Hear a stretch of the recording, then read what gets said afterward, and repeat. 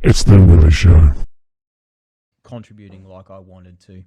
And so I ended up, I was applying for a different job, and I ended up hitting an old mate of mine he'd been a reserve doctor with the SAS, and he was a bloke I'd spent some time in Afghanistan with and come to know quite well. And he was, so I'd hit him up for a reference for another job.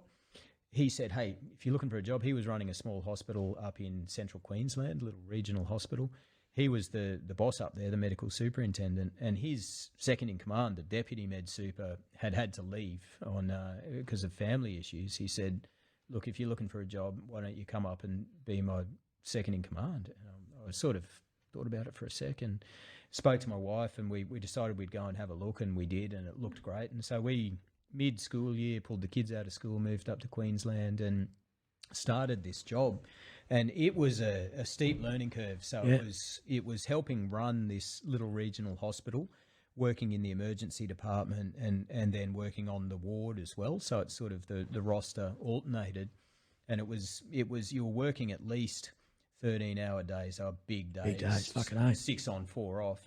But for me at that time, it was exactly what I needed. So it meant that I got right back into it. I was on this steep learning curve. There was a stack of skills from medicine that I hadn't used in my army career, you know, because in the army you see healthy young blokes for the most part, and you occasionally see them when they're injured or whatever else. But if they get sick, or if they were sick in the first place, they didn't get in.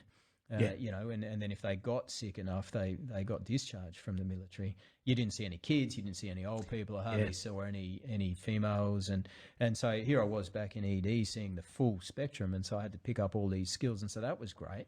And I slowly but surely started to just feel like I was contributing again. You know, I was treating people in ED once in a while. In ED, you save someone who's having a big heart attack, or, you know, you make a difference, which I didn't feel I was doing at the mine site. And I'd finished up my MBA, and so I was starting to use some of those skills in the medical management realm. And this mate of mine, fantastic bloke, was mentoring me in that space. And so I was hanging out with him. He was a good guy and working hard, didn't give me a lot of time to sit around and think about things, which was good for me at that point. So, and it just kind of really recalibrated me, and it was during that phase that I kind of moved past that period where I'd found myself, you know, dwelling on some of the trauma, and I really started to process it and realize and actually moved past the point of coming back to like baseline and feeling good, to the point of this, what we now know in the literature as post-traumatic growth, to this point where I'm like, holy shit, life is fantastic. And I am so fucking lucky to have gone through everything I've gone through. I've got both my legs, both my arms, and I've got this amazing opportunity as a civilian now. I've got a family. I've got this job that allows me to enjoy a good lifestyle. And so, you know, I've got to make the most of this. And there's a bunch of people we left overseas. Oh, well, we brought them home, but I mean, they were killed on operations, and so they didn't have the opportunity to continue to live this life I do. So I got to live it properly for them.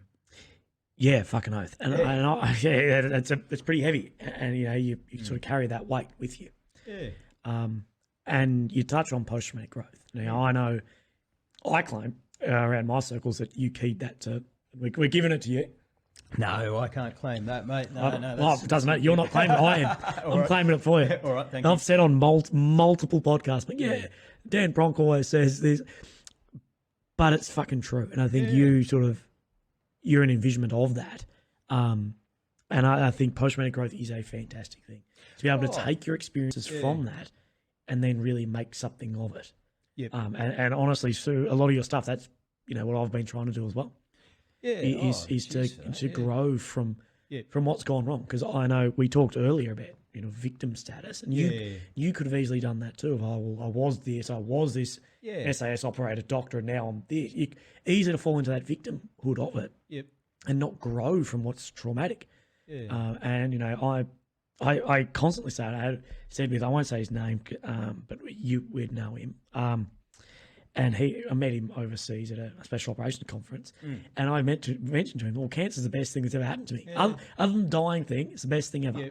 But that trauma of that, I wouldn't be the person I am now, 18 months on, if not for that.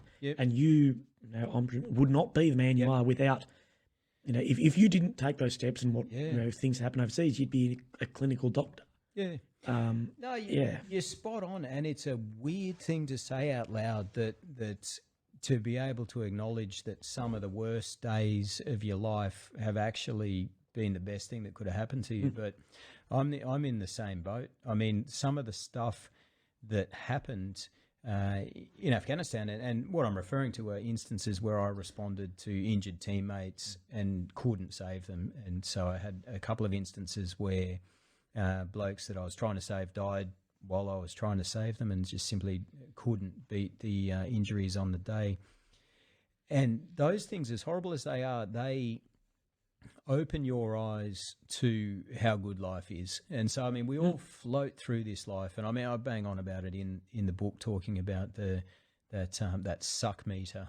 And that's going to sound a bit abstract to anyone who hasn't sort of seen the book. But it's basically just the concept that we float along calibrated to our day-to-day life in first world middle-class society, where life's great, but we can't see it because it's our norm. And so, it takes something exceptional for us to have a good day, or something, a little bit bad for us to have a bad day. But then you go and have these experiences where it redefines your idea of what a bad day looks like. And so, for me, that is kneeling in the dirt over a bloke that I had breakfast with that morning who's been critically injured and not being able to save that guy's life.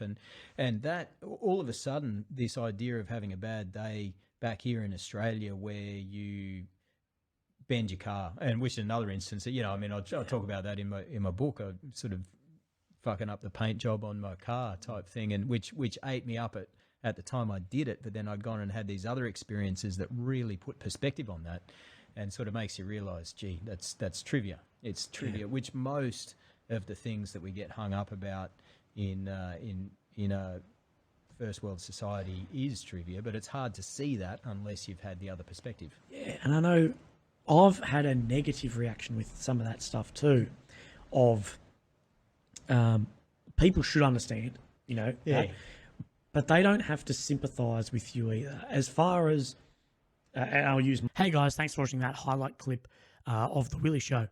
To watch the rest of this episode, in the bio there'll be a link to the rest of that full episode. To support this channel, please subscribe, and also if you want to support me directly, there's a link in the bio for that as well. If you liked it, give us a thumbs up, and I'm always happy to reply to any comments or any feedback. Thank you very much. Hope you enjoy the rest of it.